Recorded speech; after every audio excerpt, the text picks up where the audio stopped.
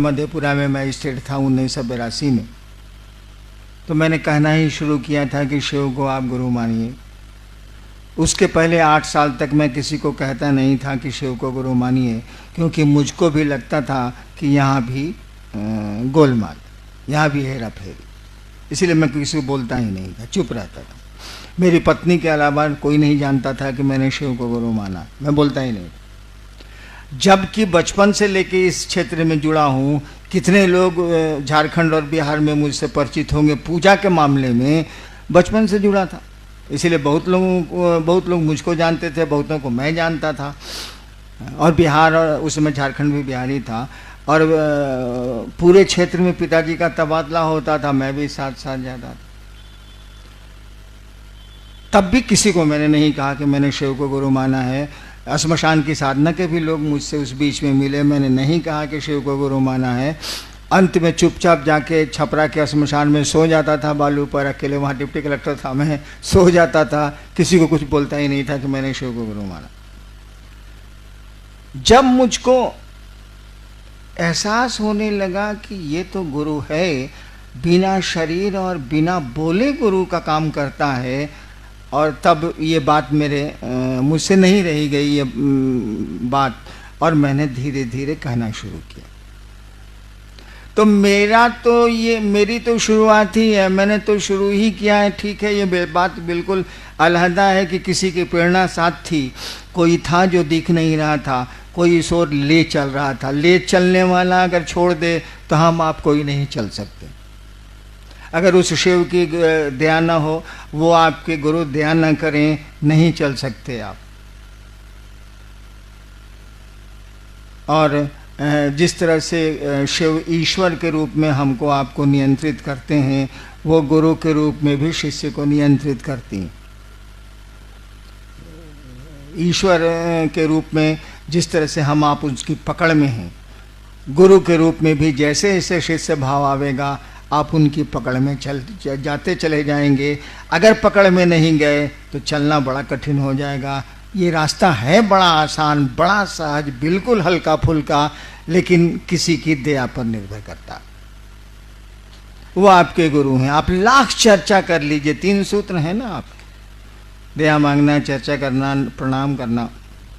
लाख आप चर्चा कर लीजिए, लाख आप नमः शिवाय कर लीजिए, लाख दया मांग लीजिए, लेकिन जब तक उसकी दया निश्रित नहीं होती है शिष्य भाव पर या शिष्य पर, तब तक आप बढ़िया वाचक हो सकते हैं, बढ़िया बोल सकते हैं, आप शिव शिष्यता पर समझा सकते हैं आप, लेकिन शिव शिष्य नहीं हो सकते।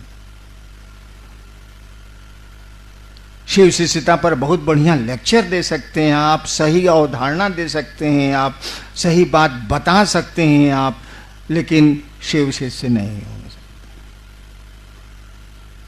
शिव शिष्य बनने के लिए तो आपको उस शिव की दया चाहिए, और दया आपको मिलेगी जो आपका गुरु कहता है वो करने से। उसने जो कहा तो कुछ नहीं, उसने इतनी सी बात कही, गप करो। गप को केवल बांध दिया। किस बिंदु पर गप करो? तो शिव गुरु हैं, ये लोगों को समझाओ, बस, और कुछ नहीं किया उसने। बाकी पहला और तीसरा सूत्र तो मैंने डाल दिए, मुझको मिले थे, मैंने डाल दिए। सबसे पहले मुझको नमः शिवाय वायु वर्ग से मिला था, मैंने डाल दिया। बाद में समझ में आई बात कि खेला तो गुरु की दया का है, तो उसको पहले नंबर पर ले गए। गुरु आदेश था तो उसको दूसरे नंबर पर ले आए। अब उनकी चर्चा, शिव की चर्चा बिना उनकी दया से तो हो ही नहीं सकती है। शिष्य के जीवन के आधार ही गुरु हैं, इसीलिए पहले सूत्र में दया को रखा गया। उसको तो रखना ही रखना होगा। गुरु का आदेश 2 नंबर पर आया, 1 नंबर पर नहीं रहा, जबकि नियम है कि शिष्य के लिए गुरु का आदेश सर्वोपरि होता है, आपको तो उसको करना ही करना है। अन्य तो उनसे कहिए कि आपसे नहीं होता, ये कहने में भी संकोच है। अभी कुछ लोगों ने मुझसे कहा कि कुछ लोग संगोष्ठी में आना चाहते हैं, हमका जगह है, बुला लीजिए। हमने कहा कि कहा क्यों नहीं इन लोगों ने? इतने लोगों को फ्री किया गया, कहा क्यों नहीं इन लोगों ने? पहले कहते जब 170 आदमी को मुफ्त हम लोग बुलाए हैं तो 75 को नहीं बुला सकते थे? बोलना तो चाहिए, बोलते क्यों नहीं है भाई साहब आप? जब कार्यक्रम शुरू हो जाता है तो पहुंच जाते हैं, रोने लगते हैं। क्या करें, आदमी हैं हम, चलो भाई आने लो। पहले बोल तो दीजिए, आपका दर्द हम लोग भी समझते हैं, ऐसा थोड़ी है। तो वो शिव आपका दर्द समझता है, आप समझे या ना समझे वो समझता है। आप उनसे क्यों नहीं कहते हैं कि आप हम पर दया करिए? आपका आदेश हमसे नहीं होता, हमको आपके बारे में गप करने का मन ही नहीं करता। जब मन नहीं करेगा तो आप क्या करिएगा? सोना बताइए, मन ही किसी काम को करने को नहीं कर रहा है, तब आपके पास कौन सा साधन बचा है, कौन सा उपाय आपके पास बचा है? गुरु की दया, गुरु के दया के आश्रम में जाइए, उन्हीं से कहिए। या जिन लोगों ने आपको कहा है कि शिव गुरु हैं और शिव चर्चा करो, उनको कहिए कि भैया आपने कहा ही काम करने को, हमारा मन नहीं करता है, हम करें तो क्या करें, आप कोई उपाय बताइए। उनको भी जवाब देना होगा, क्यों आपको उन्होंने प्रेरित किया, और वो भी आपको जवाब दे सकते हैं, वो भी आप पर दया कर सकते हैं, क्योंकि गुरु भाव को दया करने का अधिकार है। तो जितना शिष्य भाव आप में आया है उतना तो गुरु भाव है, उतनी तो दया आप कर ही सकते हैं। और कम से कम गुरु का आदेश है तो उस आदेश में बल होता है, आदेश बिना बल के हो ही नहीं सकता। अगर कोई आदेश देता है और उसमें ताकत नहीं है, आदेश लागू नहीं होगा। हमने एक कहानी सुनाई थी, कहानी क्या सच्ची घटना आपको सुनाता हूं। बंगाल में अंग्रेजों का शासन था। कलकत्ता में हुआ क्या कि एक तालाब था, उसमें पानी पीने की दिक्कत थी।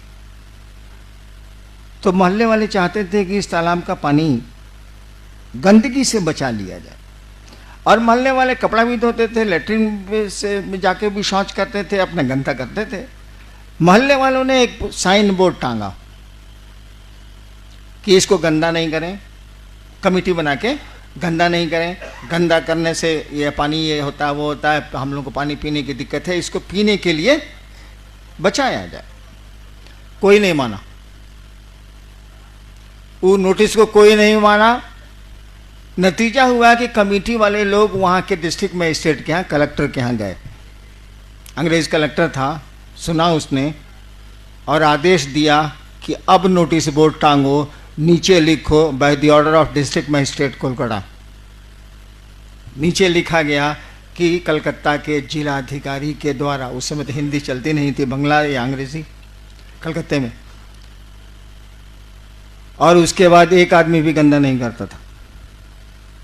जैसे डीएम का नोटिस टंगा, साइन बोर्ड टंगा, उसका कोई गंदा नहीं करता था, तालाब पीने के लिए सुरक्षित हो गया। देखिए, आपने मना किया, कमेटी वालों ने मना किया, कोई नहीं सुना कि वो है छे रे दूरे, वो है नमा पुलिस, वो कमेटी यार है, बराबर नहीं सुना। जहां देखा जिलाधिकारी, डिस्ट्रिक्ट मजिस्ट्रेट कलकत्ता, कहा कि साला बड़ी मार मारेगा रे, या जेल दे देगा या सजा दे देगा। देखिए, आदेश में अगर बल नहीं हो तो आदेश हो ही नहीं सकता है। गुरु आदेश है, शब्द का इस्तेमाल देखिएगा शिष्यानुभूति में, गुरु आदेशित कर्म है।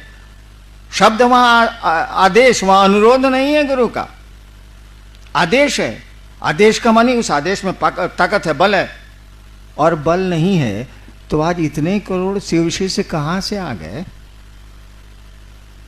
बेटा तो बाप की बात सुनता ही नहीं, और आप जाते हैं और 10-10 हजार लोग शिव को गुरु मान लेते हैं और उसमें से कुछ चलने लगते हैं। ये हमारी आपकी ताकत है क्या?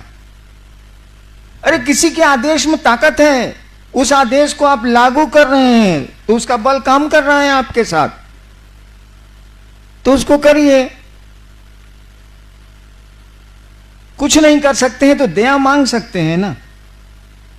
मांगने में क्या, उसमें कौन सी दिक्कत है से बता दीजिए। नहीं समय मिलता है, वैसे लेटरिन जाने का समय तो सबको मिलता है, मान लीजिए नहीं मिलता है, देवाशीष जी 3-3 दिन लेटरिन ही नहीं जाते हैं, होता ही नहीं तो साले जाएंगे कौन ची, होगा तब ना जाएंगे। मान लीजिए अभी 3 दिन नहीं जाते हैं तो समय नहीं मिलता है। भाई सोने के पहले तो आप उस शिव को स्मरण करके, शिव का स्मरण करके ये तो कह सकते हैं ना, मन ही मन, बोलने की जरूरत है नहीं, हे महादेव आप मेरे गुरु हैं। इसमें शर्म की तो कोई बात नहीं, उससे बड़ा गुरु हो नहीं सकता। ईश्वर है वो, गॉड इज गुरु, उससे बड़ा गुरु हो ही नहीं सकता है। जो आपका सृष्टि करता है वही सबसे बढ़िया गुरु है, ये तो सामान्य बुद्धि से भी जाना जा सकता। उसी से कह रहे हैं कि हे शिव आप मेरे गुरु हैं, मुझ पर दया कर दीजिए, आपका कम्मा हमसे नहीं होता। धीरे धीरे धीरे धीरे होता क्या है ना कि आप कुछ भी करिए, आप मोक्ष को क्यों नहीं पाने की स्थिति में हो, आप बहुत बड़े पीर पैगंबर हो जाइए, कोई दिक्कत नहीं है, लेकिन आपके जो प्रारब्ध कर्म हैं, जो आपके पूर्व के कर्म हैं, जो आपके भोग में आ रहे हैं, और समय आपका पीछा नहीं छोड़ता, वो आपको पकड़ लेगा और आपके लिए बाधा पैदा करेगा। वो कर्मफल उस शिव की ओर जाने में, उस परमात्मा की ओर जाने, उस गुरु की ओर जाने में वही बाधा पैदा करते हैं। आपके कर्मफल जो हमने आपने किया है, अच्छा बुरा, वही आता, अच्छा भी आवेगा वो रुकता है, वही बाधा पैदा करते हैं। शिव की दया आपके प्रारब्ध और काल के प्रभाव को कम करती है। तो हम लोगों ने तो इतनी छूट दी, नियम तो यही है कि दया मिलेगी गुरु आदेशित कर्म से, नियम तो यही है। हम लोगों ने छूट दे दी कि चलिए ये कर्म अगर नहीं भी आपका आपसे होता है, गुरु चर्चा आपसे नहीं भी होती है, तो उस महादेव से रिक्वेस्ट करने का भी आपको मुंह नहीं है, इतना तो कर ही सकते हैं ना। और धीरे धीरे अगर दिल से ये आवाज़ उठ जाए कि हे महादेव आप दया करिए, आपका काम नहीं हो रहा है, तो एक समय ज़रूर आएगा कि दया हो जाएगी। सरकार ने जब 1988 में मुझको पटना का मजिस्ट्रेट बनाया, कंट्रोल रूम का इंचार्ज बनाया, तो मैं तो मधेपुरा में खूब शिव चर्चा करके आया था। कम ही लोग थे लेकिन अच्छी चर्चा होती थी वहाँ। पटना आया, कोई सुन भी नहीं करे हमारी बात। मैं तंत्र की मोटी मोटी किताब जीप में रखवा लेता था, कंट्रोल रूम में ले जाके टेबल पर झूठो मूठो रखता था कि कोई पूछे कि आपको तंत्र में मन होने लगता है का, साला कोई नहीं पूछे।